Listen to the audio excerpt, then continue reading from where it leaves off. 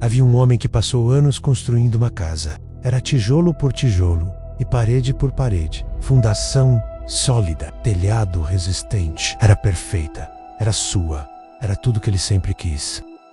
E então, uma noite, ele pegou um martelo e começou a destruir. Não porque alguém o forçou, não porque a casa tinha defeitos, mas porque ele não acreditava que merecia morar nela.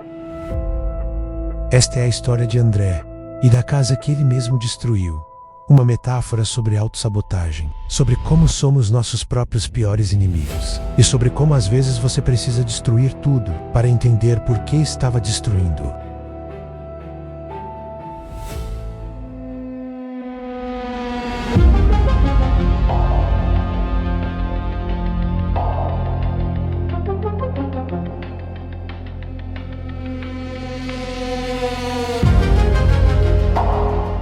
Começou pequeno, como sempre começa. André começou a chegar atrasado no trabalho. Não muito, apenas 5, 10 minutos. Depois começou a adiar projetos. Vou fazer amanhã. Amanhã virava semana que vem. Como Carolina, começou a criar brigas por nada, discussões sobre coisas que não importavam. Ela perguntava: "Você está bem?" Ele respondia com irritação: "Estou ótimo." Por que todo mundo fica perguntando isso? Mas André não estava bem, porque algo dentro dele estava apavorado. Apavorado do quê? Do sucesso, da felicidade, não exatamente. André estava apavorado de que tudo fosse desmoronar, de que ele não merecesse, de que, eventualmente, todos perceberiam que ele era uma fraude. Então, inconscientemente, ele decidiu: vou destruir antes que alguém descubra. É isso que a autossabotagem é, não é masoquismo. Não é burrice, é medo disfarçado de controle. Se eu destruir, eu controlo quando e como acaba. Se eu esperar ser destruído, estou vulnerável. Então André, sem nem perceber conscientemente, começou a demolir a casa que havia construído. Chegou bêbado em um almoço de trabalho, foi advertido. Cancelou um fim de semana com Carolina sem explicação. Ela chorou, ele não se importou, ou fingiu não se importar. Parou de ir à terapia. Não preciso mais. Estou bem. Mas ele não estava bem. Ele estava demolindo sistematicamente, meticulosamente. E o pior, sabia que estava fazendo e não conseguia parar. 6 meses depois, a casa havia desabado completamente. André foi demitido. Não apareceu para uma reunião crucial. Não deu explicações. Apenas não apareceu. Carolina terminou. Depois de meses tentando, ela percebeu. Não estava lutando contra problemas externos. Estava lutando contra André. Ele voltou a beber. Parou de pagar aluguel. Foi despejado. Aos 33 anos, André estava de volta ao ponto de partida. Ou pior, vivendo no sofá de um amigo. Sem emprego, sem relacionamento, sem direção. E pela primeira vez, ele olhou para os destroços ao redor e fez a pergunta que precisava fazer: por que eu fiz isso comigo mesmo? Porque ninguém o forçou. Ninguém sabotou ele. Não foi azar. Não foi injustiça. Foi ele. Ele pegou o martelo. Ele derrubou as paredes. Ele queimou as pontes. E sentado ali, no chão do apartamento de um amigo, rodeado pelos destroços da vida que ele mesmo destruiu, André teve uma revelação brutal. Ele estava com medo de ser feliz. Porque felicidade significava vulnerabilidade. Significava ter algo a perder. Significava que ele poderia falhar. E para alguém que cresceu acreditando que fracasso era inevitável, era mais seguro destruir antes de construir completamente. Era mais seguro viver nas ruínas do que arriscar morar em uma casa que poderia desabar.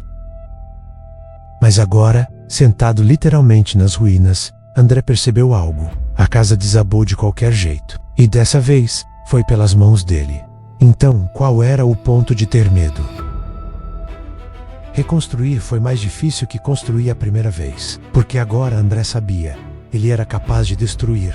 Ele havia provado isso. Mas ele também sabia. Se destruir uma vez, poderia não destruir na próxima. Ele voltou para a terapia. Dessa vez, honestamente, sem fingir que estava tudo bem. Eu tenho medo de ser feliz. ele admitiu. E quando as coisas ficam boas, eu as destruo. A terapeuta assentiu. Então vamos trabalhar nisso. Não em evitar o medo, mas em construir apesar dele. André conseguiu um emprego novo, mais simples, menos pressão, mas um recomeço. Não procurou Carolina. Sabia que havia queimado aquela ponte irreparavelmente, mas aprendeu. Algumas pontes você queima, e tudo bem. Você constrói outras. Ele começou a perceber os padrões, os sinais, quando começava a se auto-sabotar, quando o martelo aparecia em sua mão.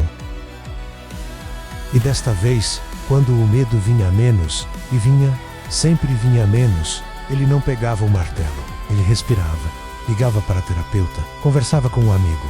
Dizia em voz alta: estou com medo de que isso desabe, mas não vou desabá-lo eu mesmo. E tijolo por tijolo, ele foi reconstruindo tudo. Não a mesma casa, mas uma casa nova, com fundações mais profundas, paredes mais honestas.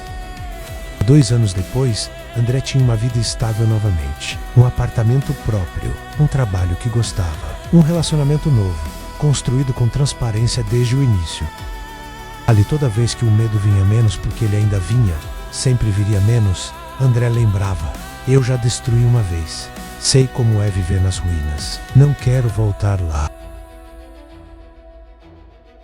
Se você está segurando um martelo sobre algo que você mesmo construiu, se você está sabotando seu próprio sucesso, seu próprio relacionamento, sua própria felicidade, ouça isto: o medo nunca vai embora. Ele sempre fica. Medo de não ser suficiente, de falhar. Mas você não precisa obedecer o medo. Você pode sentir medo e continuar construindo. Você pode tremer enquanto coloca o tijolo. Você pode duvidar enquanto ergue a parede. Mas não pegue o martelo, porque destruir é fácil, rápido, dá sensação de controle. Mas reconstruir é doloroso, lento, cheio de dúvidas. Então não destrua o que você lutou tanto para construir. Não seja seu próprio inimigo. Coloque o martelo no chão e continue construindo, mesmo com medo, especialmente com medo. A casa que você constrói apesar do medo é a única que vale a pena morar. A casa que ele mesmo destruiu. Uma história sobre autossabotagem, medo de felicidade e a coragem de reconstruir. Se você se reconheceu nesta história, saiba, você não está sozinho. Autossabotagem é mais comum do que imaginamos. A terapia funciona, autoconhecimento funciona, consciência funciona. Deixe seu like, se inscreva no canal e nos comentários. Você já se sabotou? Como você reconstruiu? Até a próxima reflexão. E que você tenha coragem de construir e de não destruir. Se esta mensagem bateu forte em você, não guarde só para si. Compartilhe agora. Alguém pode estar lutando no escuro neste exato momento. Um vídeo como este pode ser a diferença entre desistir e continuar. Comente abaixo o que você está enfrentando hoje. Inscreva-se para não perder a próxima mensagem.